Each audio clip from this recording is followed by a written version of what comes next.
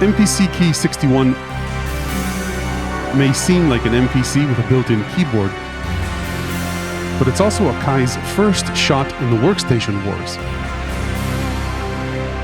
where there's fierce competition for a keyboard you can both produce tracks on and take with you to a performance to rely on for a broad range of sounds and sequencing tools.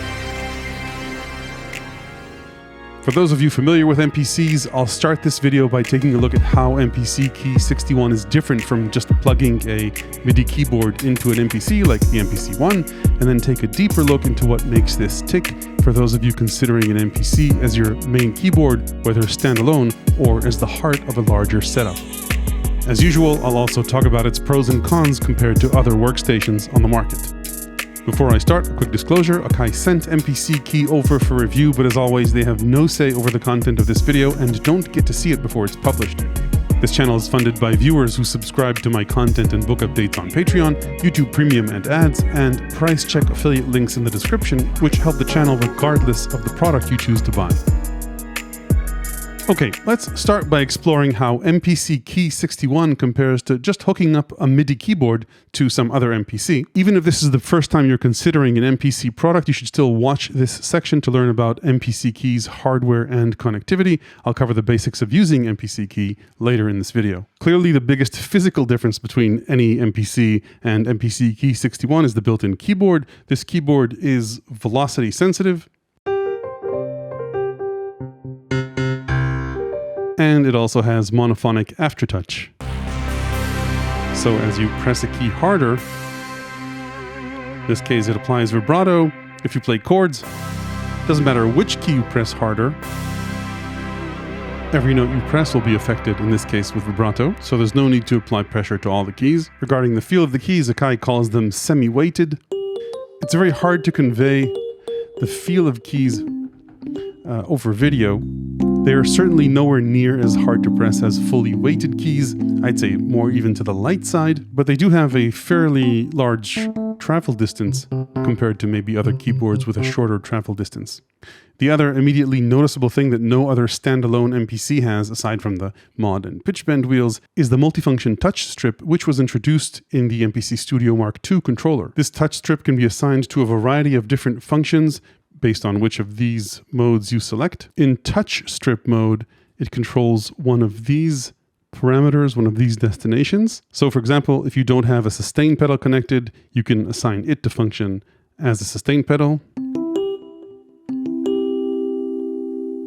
In touch effects mode, you can assign it to a number of audio effects. So for example, a filter in this case, or any one of a number of effects, let's say the granular octave.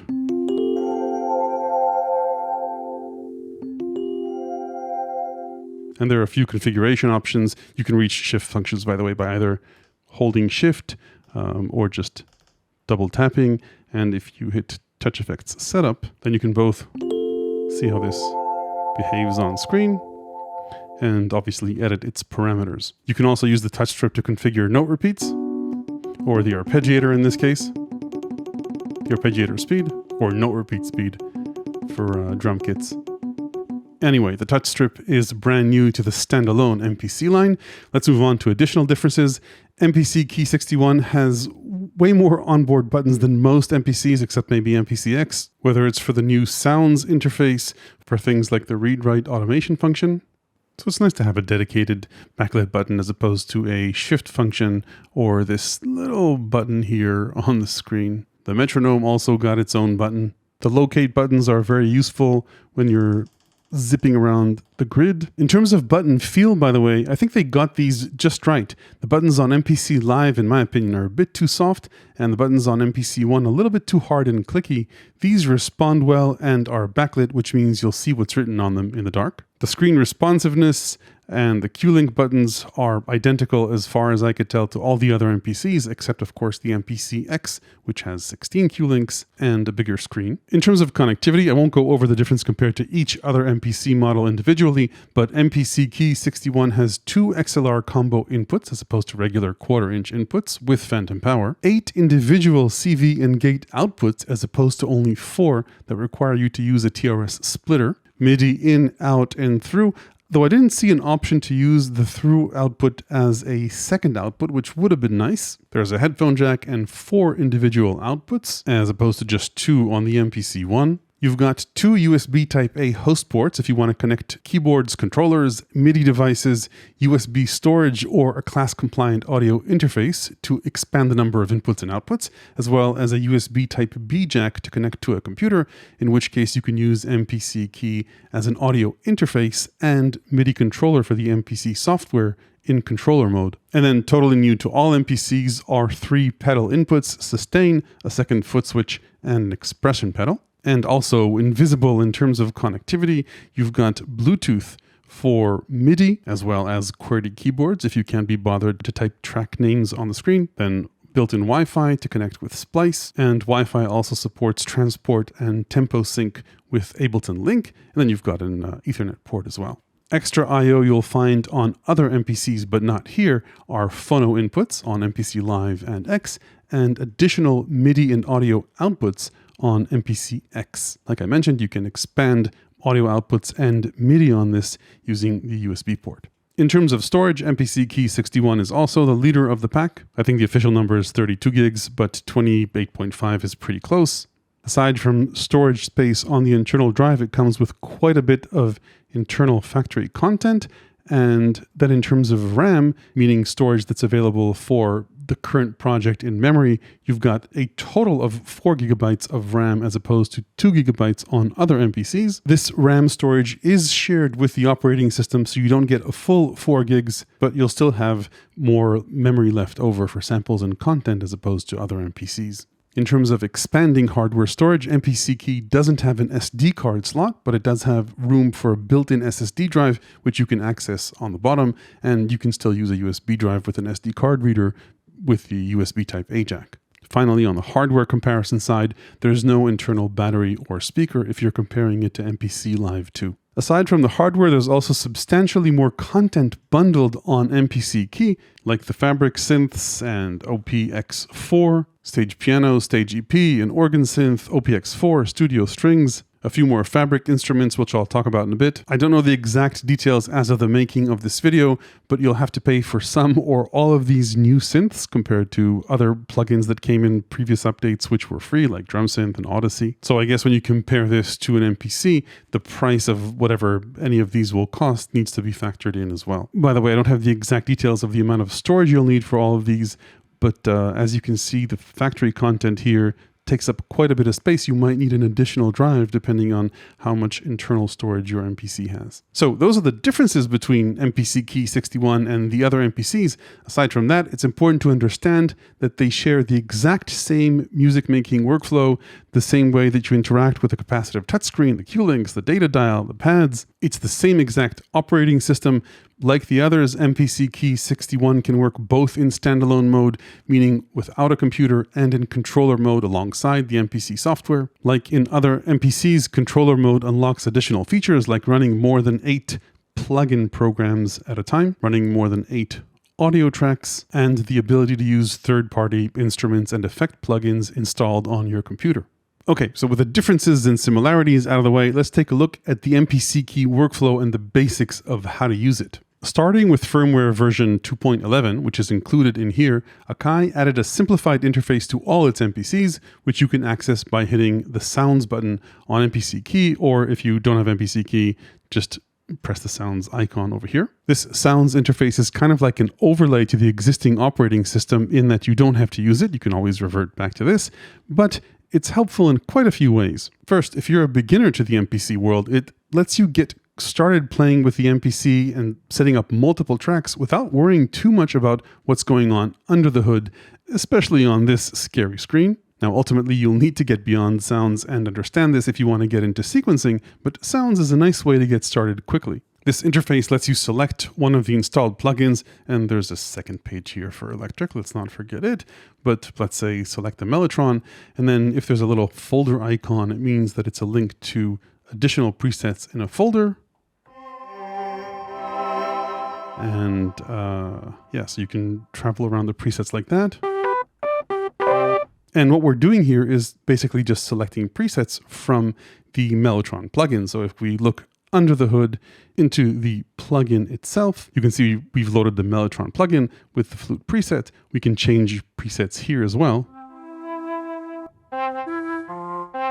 And of course, go into Program Edit to see the actual plugin itself over here. So like I said, it's an overlay. You can still explore the presets this way. Swap them out like this. Oh, here we go. And then go up folders like this. It's just, I guess, a bit more convenient and beginner friendly to look at them this way. This preset interface, by the way, doesn't just apply to instruments. It can apply to drum kits. So you can dive into any one of the factory drum kits or your own. One thing you don't have in this interface, at least not currently, is the ability to preview or to audition presets or kits before you load them. So you'll need to wait for the preset or kit to load, and you'll only be able to play it after that. One more thing that's important to say in the context of the new plugins, the new Fabric plugins. Notice there's Fabric XL and a regular Fabric, and then a Fabric Piano and Fabric Electric Piano. So Fabric XL is the memory-intensive version of Fabric. The regular version of Fabric uses less memory. Both Fabric XL and Fabric have the same exact presets, just some of the presets in Fabric have been slimmed down to take up less memory. I hope AKAI publishes a full list or some way to see it on the interface. I'm told that it applies to a few of the Rhodes, the piano, and electric guitar samples. The Fabric versions of piano and electric piano use both less CPU and fewer samples compared to their standalone counterparts, Stage Piano and Stage EP. So for example, if we go into a Fabric preset and just say go with this one, and then hit Edit Instrument, which takes us into the plugin, sort of mentally remember this interface. Then if we head out back to Sounds and go to Fabric Piano, and then go into Edit Instrument, and you can use the Edit button as well, you can see it's fairly similar to the Fabric interface because it's the same multi-sampling environment. But if we go to the more CPU-intensive Stage Piano plugin, and then head into, well, again, either Edit Instrument here or Program Edit in here, you'll see, aside from the pretty picture, that you can select the different models and tweak things that are very piano specific as opposed to the more generic Fabric synth parameters. Anyway, we're not done with the Sounds menu yet. Aside from selecting presets, you can also use it to create layers, splits, and to load up performances. Performances are built-in presets that help you get started with layers and splits in multiple categories. Let's say go to contemporary and, I don't know, go with an intimate moment. Why don't we? Loading up a performance requires checking out the project that's in memory and loading up a brand new project, which can take a while depending on what's in the project. So let's take a look at what we loaded up. Go into key ranges. You can see this is a relatively simple performance with 3 layers of guitar, a pad, and guitar harmonics. And then you can sort of see the drum split over here. You can mute different layers or tracks with these buttons. And if we exit this and just go into the regular mode, then you can also play the drum kit. Let's maybe go into a different performance in a different category. Let's just go for the first one here. And you can see it takes a while if a performance is sample heavy. Let's take a look at what we've got here. Key ranges. So bass here, and then this, and this, and this. And if we go up the octaves, some effects. And if we go all the way down, the drum kit. It's pretty easy to edit these. So for example, let's say that my bass ends too early here. I can just squeeze this up and then extend the range here. Obviously create overlaps as well. You can also mute and solo tracks. You can, instead of dragging over here, just hit learn minimum and set a minimum, and then learn maximum, set a maximum. That applies to the active track. So you can always select a different one, learn minimum, learn maximum. And if you double tap a track bar, you get access to additional parameters. For example, velocity ranges, and also mid-ECC filters. So say if you don't want channel pressure to reach this channel, just uncheck that. So I think that's pretty much it for the key range screen. There's also a little tiny channel strip here, which you can both view and change. So you can look at different things, see the master over here and hide it again. So we're seeing master levels here. So a nice simplified interface, but if this is getting too easy for you, we can always go to this display and go into the tracks view, and you've got an identical set of options right here, including setting minimums and maximums per track, and even access to the filters page through here. Now, a few nuances about this. If I go ahead and start an empty project, just erase everything. The way MPC works by default, if you create an empty project, is that you get, in the default empty project, 4 layers. I don't know why they did that. But anyway, only one of them is active at a time. The reason is, by the way, if we go into track view, the tracks are set to auto by default. So the way to play multiple layers, if we go back to the queuing screen, is to arm more tracks. So go ahead and press Shift and then arm additional tracks. So now all 4 will play at once. It's the same preset, but it works. If you don't hold Shift, then you can only select and play 1 track at a time, unless you go into the preferences, into sequencer, and select, instead of single, multi-arm in this case. In which case you can arm or disarm multiple tracks without hitting Shift. Why am I telling you all this? Because if we go back into performances and just load another one of the factory performances, you can see, heading out back to key ranges, that I can play multiple layers without any of the tracks being armed. So let's just get a good overlap here. 1 key is basically triggering all these tracks without anything being armed. The reason for this is if we go back into the track menu, which, by the way, a nice shortcut is just double tap on this, then all the tracks are triggering because we've got the track monitor set to merge as opposed to auto, which it was before. Oops.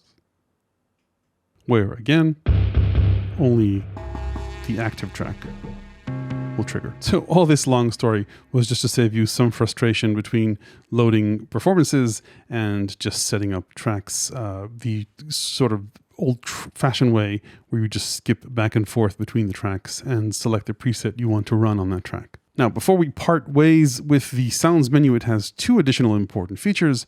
Number 1 is favorites, which you can reach by double tapping this tab or just by double tapping this button. So I've favorited a couple of presets here. Gotta wait for it to load. Or this. And if I find something else I like, let's say go into OP4 and let's go for this scary one. Again, double tap favorites, long press, and it'll be saved into this slot. And then the final sounds feature is Setlists, which you get to by double tapping this tab. A single tap here loads up a project replacing whatever's in memory. And an important thing to note here is that unlike other workstations, if you load a set list, it could take a while.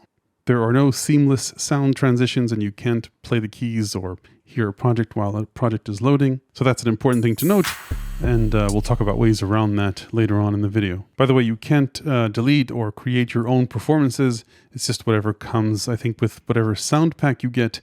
But whenever you load up a performance, it's basically a project. So you could then go ahead and save that project. And once it's stored on the hard drive, just go to the set list, pick an empty spot, and load it up from the hard drive. So that concludes the beginner-friendly overview of the sounds menu and MPC Key 61. So if you've never heard of what an MPC is, you can get started quickly. Now, this would typically be the part of a video where I dive in and look at the sequencing and sound design aspects of an instrument like this in detail. The thing is, as I sat down to prepare for this video, I watched my old MPC One workflow tutorial video, and it's pretty much identical to how I'd make a tutorial on MPC Key. with a few changes that have happened since I made my original video, which I'll talk about. Since that video is one of the most viewed on this channel, there might be a good chance you saw it. So in the interest of saving everyone's time, I'll just assume you did, and if you haven't seen it, I'll link to it below. Assuming you saw that video, or you just came back from watching it, I want to add a few things to it. I'm not going to cover all the firmware updates since that video came out, just a few important workflow updates or things that I saw as cons in that video that were fixed. An important workflow con that I complained about is the lack of a way to quickly move between tracks. Luckily, that was fixed by just holding main and either picking a track on screen or picking a track using these pads. Another useful update is that previously you couldn't see what the cue links did unless you actually turned them, and sometimes you couldn't even see what they did then. Now you can just touch them and this little pop-up will appear. If this gets annoying because you accidentally touch it, you can always disable it. I don't recommend you do that. I mean, you can always long press the cue link button and see what the cue links do as you change between the Q-Link pages, but since there are quite a few Q-Link modes, which I talked about in that video, I think it's a nice idea to see a little preview of what a Q-Link is about to change. Another complaint I had was the lack of support for probabilities. I'll go into grid edit by pressing this, or you can always press this icon to go into grid edit. If we go into the automation functions, double tap this, you'll see both probabilities and ratchets were added in a recent firmware update, which is awesome. Another complaint I had in that video is that you couldn't hook up an external audio interface to any MPC, this or another. You can do that now. There are also a bunch of new MIDI options. So a lot of my cons were addressed, but no worries. I've got plenty of good new ones at the end of this video. Now, cons aside, we've got a bunch of new synths here. Let's dive a little bit deeper into them. Before I do that, just a quick little tip. If I go ahead and start a brand new project, don't save, and then wait a bit, and then hit empty project. I don't know if they're going to keep it this way, but the default empty project, if I go ahead and look at the CPU, takes 25% of the memory, 4% of the CPU, that's not too bad, but 25% of the built-in memory, and that's because it's got 4 instances of Fabric XL. Even if you delete those tracks, the plugin's going to stay in memory and take up that space. What I did is just create a default set list with a totally empty project, no plugins loaded, and this takes up considerably less memory. Anyhow, looking at the plugins, I'm going to go ahead and load Fabric XL again. So Fabric XL is important because it has plenty of sounds in multiple different categories. For example, electric guitars. Let's go with Psychedelic Strat 1.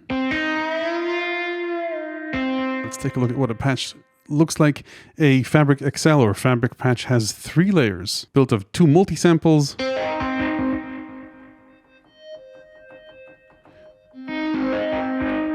and a percussive layer, which is off in this case. So let's lower these guys, turn it on. So that's what it sounds like, again, off in this patch, but let's maybe go back to, why not go for the default preset?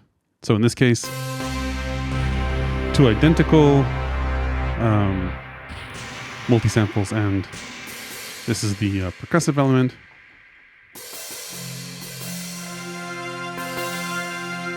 And you can choose both multi-sample categories or layer categories, and then individual sounds within that category.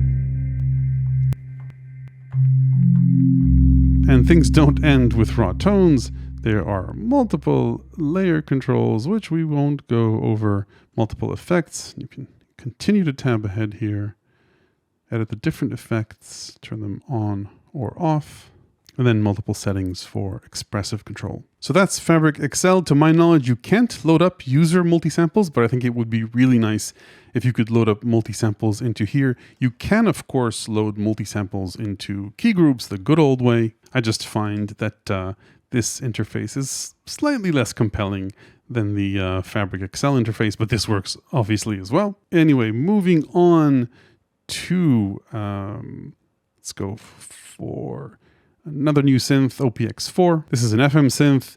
It's got the typical FM sounds you'd expect, but it goes way beyond. You know, we heard this earlier.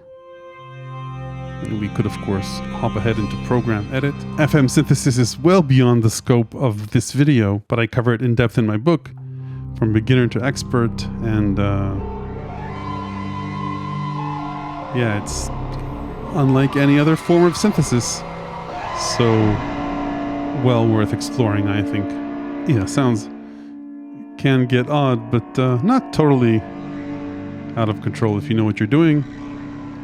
A lot of fun to be had here. We already looked at stage piano. Stage EP is a similar concept. Let's go into Program Edit. So, bunch of models here.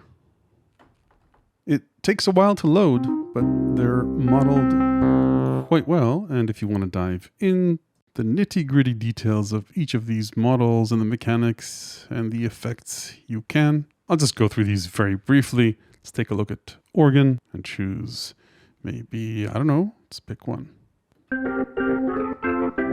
That's about the extent of my organ riffs, but it is an additive synth, and you've got control over the harmonics. Not to mention, of course, Leslie, and other effects. So that's the drawbar organ, and then studio strings. We can select presets here. Who doesn't want another pandemic?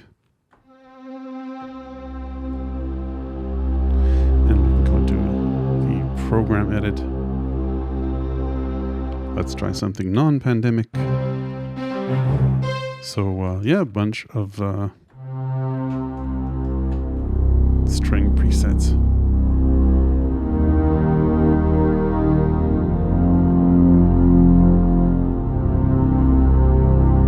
Then going back into our sounds, you've got all the lower CPU versions, the fabric versions of these sounds, and that's pretty much it for the new sounds in MPC Keys, plus obviously all the old ones, hype, tube synth, drum synth, and don't forget electric over here. I guess all these empty slots potentially are for other future plugins. So a few more miscellaneous items before we head out to the pros and cons.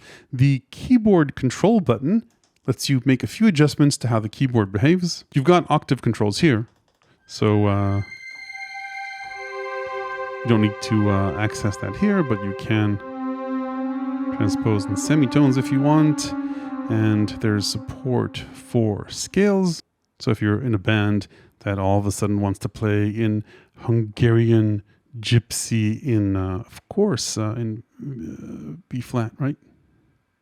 As long as you hit snap to scale, everything you play will snap to that scale. I won't go through all of these features, but you can configure what each of the three pedals does here, how it behaves, where the pitch bend and mod wheels are sent, global pitch bend, and that is pretty much it for the keyboard controls. I already mentioned that aside from using the 2 shift keys, by the way, which is convenient, you can just double tap a button to hit the shift function. There are also a few long press functions. So for example, a long press on sound will open up the key range view directly, as opposed to favorites or sounds. Same goes for long press on Q links. You see the screen. Long press on touch strip. We discussed this previously. And then finally, a little swipe from the left opens up this shortcuts panel. This works on all MPCs. Since you've got a sounds button, for example, you don't need a shortcut to sounds over here. You can edit these by going into the menu, and this is what appears on the shortcut. So say if sounds isn't of any use for me, I go into edit, and let's say I want to reach next sequence from everywhere. I just drag that here, and then a simple swipe from the left will always give me access to next sequence. Okay, let's talk about the pros and cons of MPC Key 61. I've tested quite a few workstation style keyboards, Phantom, Nautilus, which is like Kronos, Modi X, which is like Montage, so those will be my benchmarks. Feel free to chime in with your opinion below regarding those or others, of course. I won't be comparing MPC Key 61 to Grooveboxes that you can plug a keyboard into, because that's a comparison that's more relevant for MPC One or Live 2, which I've done in previous videos. So on the pros side, in the workstation space, there are a few areas where I think MPC Key 61 is the clear leader. First, both in sampling and sample playback.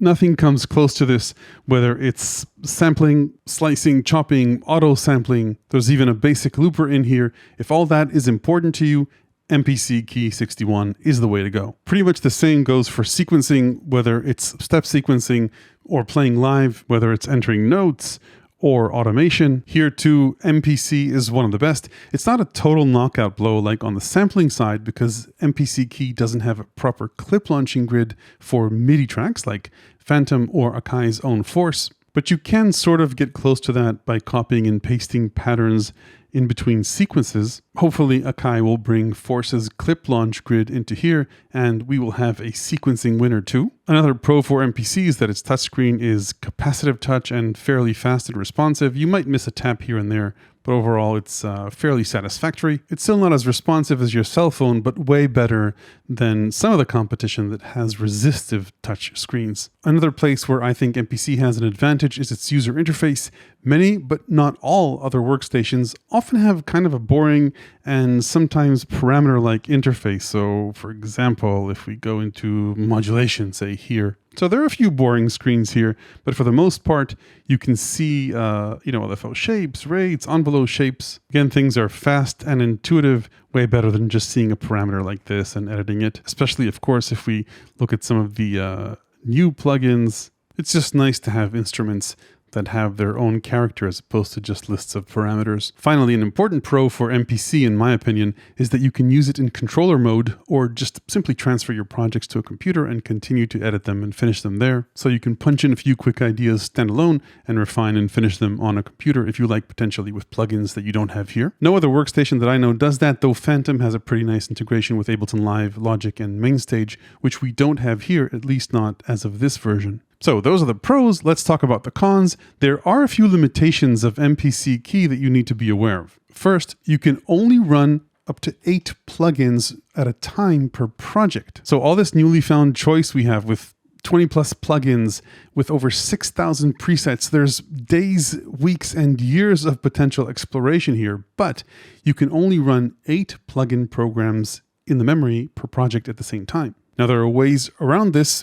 Plugin instruments aren't the only instruments you can use. There are key groups, and you can have potentially up to 128 of these, and there are plenty of different genres and instruments there. It's just something that you need to keep in mind as you use the plugins. Then another limitation of the current way that this is implemented, whether you're browsing in the sounds menu or just browsing presets in a plugin, is that you're searching within the scope of a single folder in a single plugin. Since there are so many new plugins, I think a unified way of searching and browsing sound categories across multiple plugins is really needed here. So for example, if I wanted to look for an electric piano across the different plugins, I mean, obviously there are electric piano presets in Stage EP and in Fabric EP and even in good old Electric, plus a few FM ones in OPX4. And that's okay. When I want an electric piano sound, I want to audition all of them in one place, regardless of the plugin, choose the sound that's closest to what I want, and then edit its parameters based on the plugin that it's in. And this should span beyond plugins too. So for example,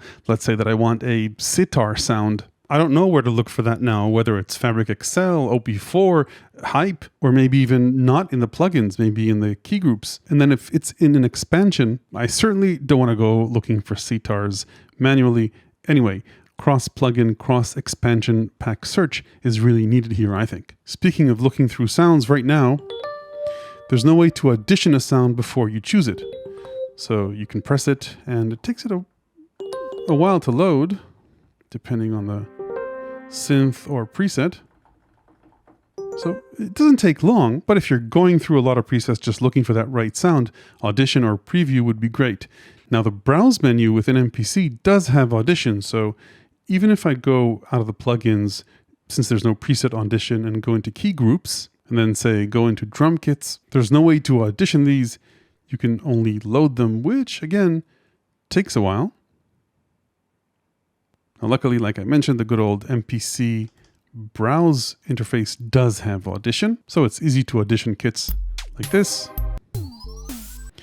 But yeah, again, looking at it holistically, we want to be able to have immediate audition through this interface without waiting for synth presets or drum kits to load. And then another limitation that I also mentioned earlier, if you want to load up a project or even a performance, you can't play the keyboard can't hear any sounds while that performance or project is loading. Since there's extra memory here, it would be nice, say, if you could cache a project in RAM and then load that up quickly. Now you could get around this limitation if you, say, plan one song in sequence 1 and then another song in sequence 2, or say if you go to key ranges. So you could, for example, have one part of your performance